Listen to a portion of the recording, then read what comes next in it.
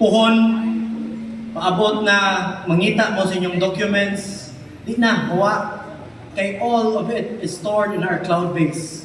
Data privacy, data security is one of our importance within this digitalization project of Barangay Gunog. So, we are, kumbaga, it is something new, it is something novel, it is something that we will gamble na mas makapanindot din sa panerbisyo na to sa Barangay Gunog, mga kaigsunan. Ang painumdum ninyo, kining tanan para sa Gunog.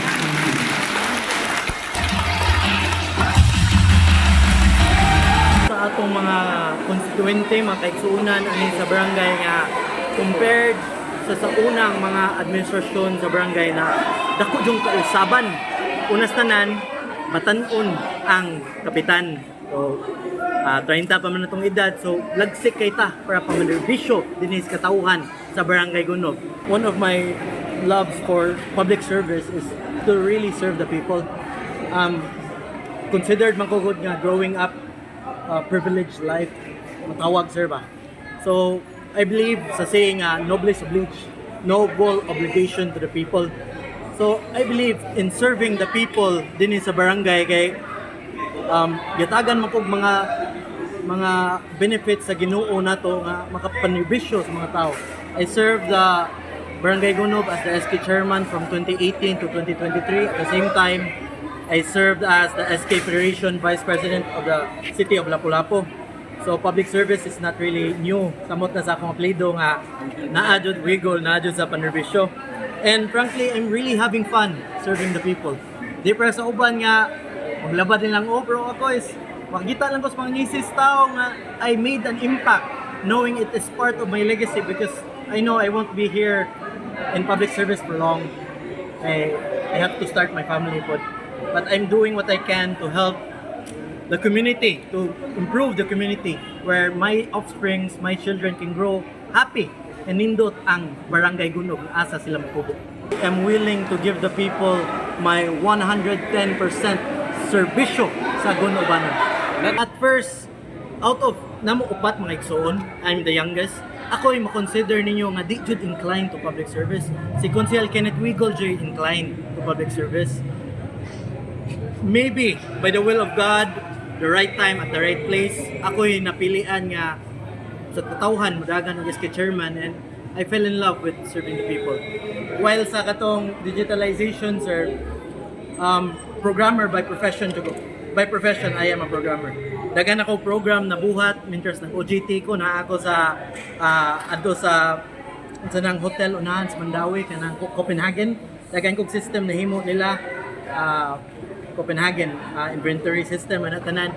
At the same time sa mga negosyo sa akong family, ako pinaghimo sa mga program recording for the scrap business, recording for everything. So programming isn't really new to me. And well-traveled man ta, kaloyan sa Ginoo nga gihatag tag higayon maka-travel ta.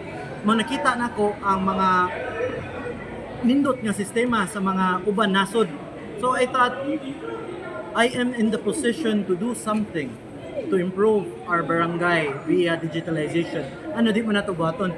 Mas madali ang panerbisyo and it will eliminate bureaucracy. Let us recognize there is bureaucracy in the government. Duol sa luwag, anak na pero the program has no emotion. The program will serve the people. Sa dyan as dakong saad na to dinhis katawhan nga mabuhat na dayon. Preferably by next week since mao na itong grand launching, magsugod nag-roll out sa mga functions sa itong program.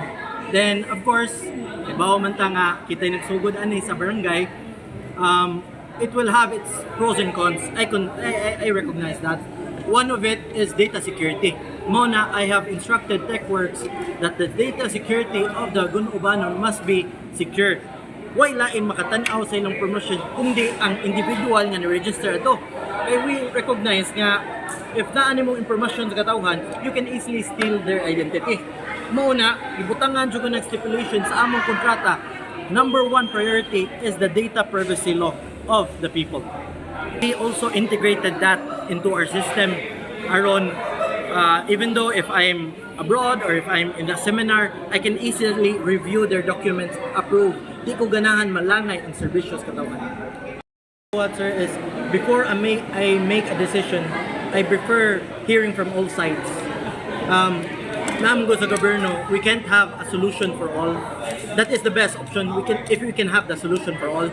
Pero since it is close to impossible na tanan sitwasyon mahatag na to malipay ang tanan, we always know nga bisag unsa atong buhaton, there will be critics to criticize us. But I accept criticism because it is one way for maka-improve ka as a person, as a public servant.